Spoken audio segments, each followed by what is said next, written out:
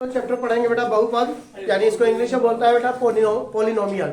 और इससे कम एग्जाम में जो क्वेश्चन आएगा, कम से कम एग्जाम में वो 5 से 6 नंबर का तो फिक्स है। 5 से 6 नंबर आपका एकदम गारंटी क्वेश्चन आएगा। तो चलिए स्टार्ट करते हैं बेटा टारगेट का ऑब्जेक्टिव क्वेश्चन। फर्स्ट क्वेश्चन, रैखिक बहुपद के शून्यकों की संख्या होती है। बेटा रैखिक बहुपद जिसमें उसका कोई घात ना हो, जैसे मान लीजिए बेटा ax प्लस b, ये होता है रैखिक बहुपद। अब मान लीजिए इसका कोई घात नहीं है तो इसके माथा पर कुछ ना हो तो बेटा कितना होगा? 1 होगा। तो इसका आंसर हो जाएगा, यानी इसकी घात कितनी हो जाएगी बेटा? 1 हो जाएगा, यानी ये आपका आंसर हो गया पहला का। क्लियर हो गया? रैखिक का बहुपद की घात कितना होता है?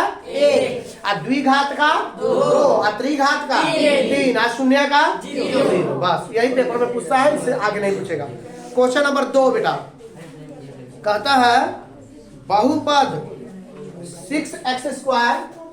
क्वेश्चन है बेटा बहुपद 6x² माइनस 11x प्लस 3 के शून्यकों का योग ज्ञात करना है। तो शून्यकों का जो योग होता है बेटा, तो यहाँ सबसे पहले कभी भी जब योग वाला क्वेश्चन पूछेगा बेटा, उसको पहले द्विघात समीकरण से कंपेयर करिए। ax² plus bx plus c। तो a का मान कितना हो गया बेटा? 6। b का मान कितना हो गया? -11। c का मान कितना हो गया? 3। तो योग पूछा है बेटा, योग का मतलब होता है अल्फा प्लस बीटा बराबर माइनस के b बटा a बराबर माइनस b का मान -11 है बेटा, और a का मान 6। तो ये आंसर हो गया 11/6।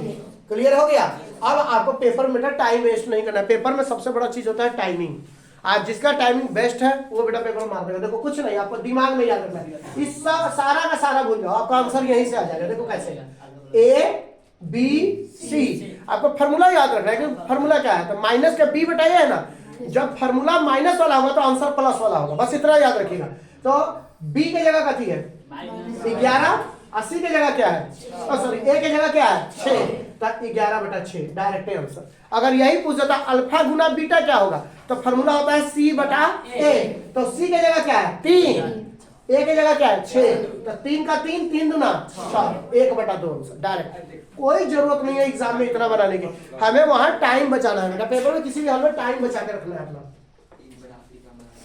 अगला बेटा कहता है कि बहुपद जो है उसका एक गुणनखंड जो है वो x प्लस 1 है। तो बहुपद में px का शून्य क्या होगा? बेटा ऐसा सवाल का हमेशा ध्यान रखें, जब भी कहे शून्य तो बराबर में शून्य रख दो बस। तो प्लस में है ना, तो इसका आंसर माइनस में होगा। अगर माइनस में रहता तो इसका आंसर प्लस में रहता। बस सबसे इजी क्वेश्चन है। क्वेश्चन नंबर बेटा 4। क्वेश्चन नंबर 4 देखिए बेटा क्या बोल रहा है। कहता है यदि अल्फा और एवं बीटा द्विघात बहुपद है। ठीक है बेटा, क्या बोल रहा है? द्विघात बहुपद है। तो x² माइनस का 3x प्लस का 5। तो कहता है अल्फा गुना बीटा का मान कितना होगा? बेटा अल्फा प्लस बीटा आप डायरेक्ट बनाते हैं, ये है a, ये है b, ये है c। फार्मूला क्या होता है? माइनस का b बटा a। माइनस b की जगह कितना है? माइनस का 3, और a की जगह कितना? कुछ ना हो तो माइनस माइनस प्लस 3 में 1 से भागा दिए तो डायरेक्ट आंसर 3। ठीक है? अगर आपको बिना लिखे बनाना है पेपर में a b c, alpha plus beta का फॉर्मूला माइनस में रहे तो प्लस बोलना है। तो 3/1 यानी डायरेक्ट आंसर क्या हो गया? 3। क्लियर? क्वेश्चन नंबर बेटा 5। क्वेश्चन नंबर बेटा 5 देखो क्या बोल रहा है बेटा।